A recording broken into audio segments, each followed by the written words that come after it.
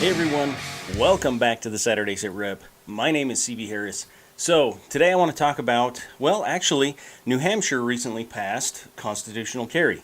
There have been quite a few states now that have gone that route, and I'm loving this, really. I currently live in the state of Wyoming, and they also have constitutional carry here. So if you are unaware of what it is, basically saying that the Constitution is our concealed carry permit. That the government isn't going to regulate how we carry. It's a Second Amendment right to carry, and if we choose to do that concealed, the Constitution allows for that. So that's basically what it comes down to. So I'm really seeing a lot of benefit to this. Now, I do want to talk a little bit about our responsibilities that go along with it, okay? Because we do have rights, and with rights come certain responsibilities. And, you know, we have a right to free speech. Well, you know, if we don't use that free speech, such as here on YouTube, what I'm doing right here, then do we really deserve that right? I mean, I guess we still do, but we need to exercise our rights in order to really understand, I guess, the true benefit from that. So, I also want to talk about some of the things that I think we should be doing. Now, I'm not saying that it's required to do all these things because you have a right to carry and, you know, because of that, now you need to do these things. But for me, this is kind of just a short list of things that I've come up with that I think would be beneficial, especially those of us in constitutional carry states, because we really need to be pushing for other states to get there. We need to try to help other states out, and the best way we can do that is be a good ambassador of that, okay? So, I want to talk about being safe, okay? And then training, as well as practicing and being an advocate and educating other people. So let's start out with safe. You need to learn your firearm. You need to learn how it operates properly. You need to understand limitations of yourself, your firearm, and you need to definitely understand what the safety rules are. Okay, I understand, you know, here on YouTube, it's kind of become almost over the top. Clearing my firearm. See, look, it's clear.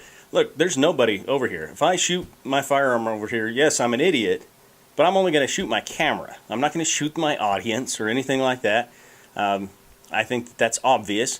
But people get really nasty sometimes. Oh, you didn't clear that firearm. Well, you know what? I could have cleared it off camera, but I'm getting on an off tangent here. You still should make sure you are always clearing your firearm before you're using it. You know, yes, I'm fairly certain, 99.999% chance that I cleared that thing. Well, you know what? Does it really hurt you to clear it one more time and check it just to be sure? I've seen people do this on accident, obviously, but they will rack the slide to the rear. Yep, it's empty. Release it, then drop the magazine out. So what do you think just happened? Well, you know, just kind of getting your steps a little out of place there and getting a little complacent, not really paying attention to what you're doing. You have a round in the chamber.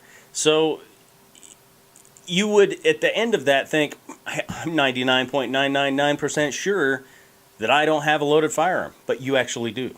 So, paying attention to what you're doing, clearing, double checking, making sure, you know, that you're doing things the right way. There's nothing wrong with that. People may say you're being just, you know, over the top cautious. Is there anything wrong with that when it comes to your firearm? I think that this plays into a lot of public perception. You know, if we have a negligent discharge, it looks bad on us. Okay, I'm not saying it's not going to happen, because it happens all the time, and it's not necessarily that somebody is a complete bumbling fool or anything like that. They got complacent, and we, as a gun community, almost can't afford to do that, just because public perception is important. I hate to say that, but it is. So safety is a very good thing. Check your firearm all the time. If you have set it down, if you're cleaning it, anything like that, just use some common sense and check it. Okay, So now let's talk about training. You need to get trained, okay? I understand some people can't afford training. Training is expensive, especially if you're talking about, one of the big name people that does training.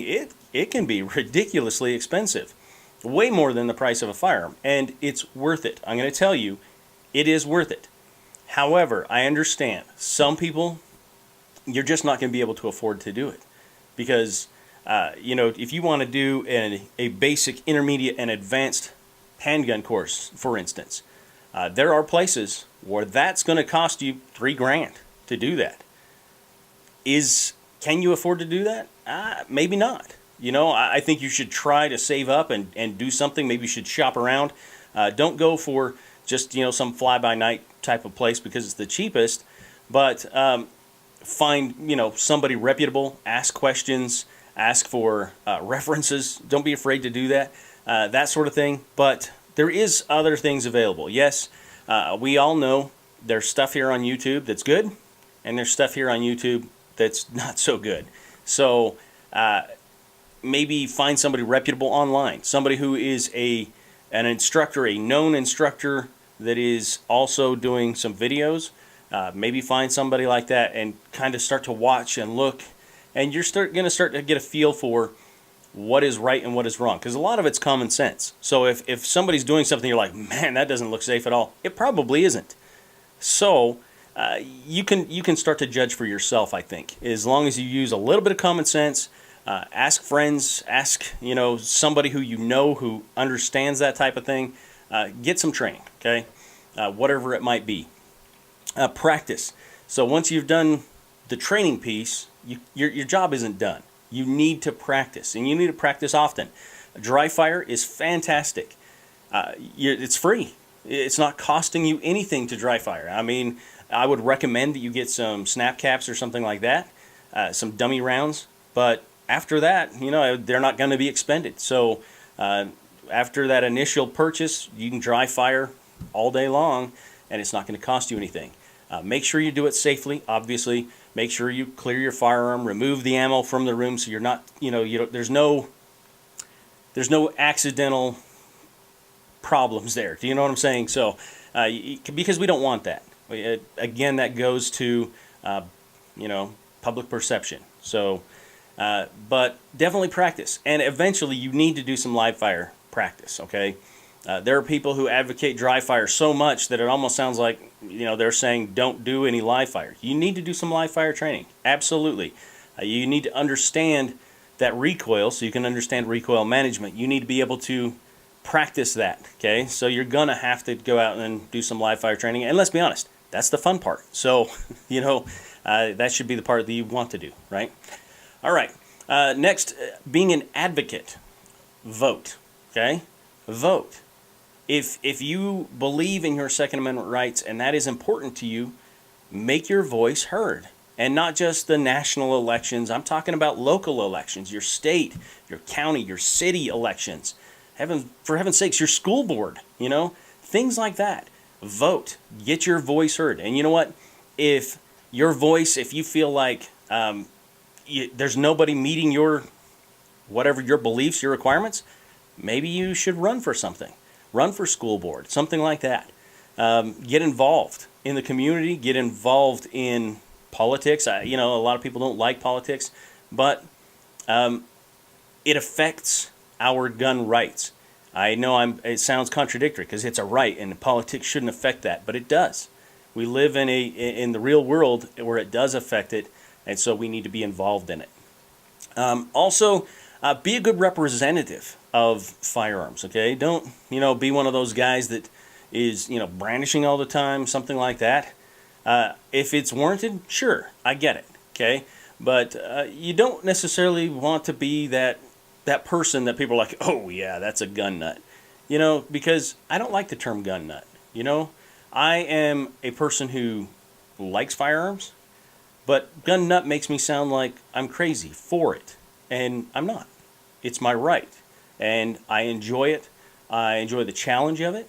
And I enjoy the beauty and the mechanics of firearms and things like that. So gun nut, not a good term. And we want to be a good advocate, a good representative. So try to do your best, I guess. offer to take people shooting. Okay, this is one thing that anti-gun people absolutely they don't have. They don't have this that they can offer. What can they offer? Hey, want to come to an anti-gun rally with me? It'll be a great time. We'll have some, some vegetarian tacos at the end, or I don't know. What can they offer? We can offer somebody an experience, an exciting experience, where they can learn how to use a firearm, where they can have a good time and see what it's all about. An anti-gun person can't offer that, and we can, and we need to take advantage of that. Really, we shouldn't be playing catch up right now. Everybody should be like, yeah, guns are exciting, they're fun, because so many people have offered to take them shooting, and we should be that, and we need to offer if we have that ability, we definitely need to offer that. Okay. Next is educate, and it kind of goes along with that, taking somebody shooting, educating them. But we need to talk to our friends, our neighbors, coworkers, if you're not going to get in trouble for doing that. But most importantly, our kids. Our kids need to understand our beliefs. Okay, I understand. Sometimes little kids, they're not going to understand that sort of thing. But we need to, when we feel that they're able, we need to take them shooting. We need to educate them on safety rules. We need to educate them on our stance on firearms. Not just that, it's a cool thing that we do on the weekends sometimes. We need to make them understand what its use is, how we can defend ourselves with it, what its use is constitutionally as far as defending against tyranny. They need to understand our beliefs and know where we stand, because if we don't instill our beliefs in our children before they've left the house, somebody else is going to do that. And that's where we get a country where we are right now. We need to make sure our kids understand it. I know, it's kind of awkward sometimes to talk to our kids about things like that. More awkward than the talk sometimes, but we still need to do it. So, anyway, I wanted to talk to you guys today about that, and congratulations to New Hampshire for instituting constitutional carry. I'm hoping for some more. If you guys know of more that are in the works, I would love to hear from you guys. Leave a comment down in the comment section below and let me know. Also, let me know your thoughts on this video today. And if you have any subjects for future videos, let me know that as well. If you are not a subscriber and you want to see more videos like this one, find that subscribe button right down below, put your crosshairs on it, pull the trigger on your mouse, and then come back next Saturday for another Saturday SITREP, and every Thursday for the Gear Freak.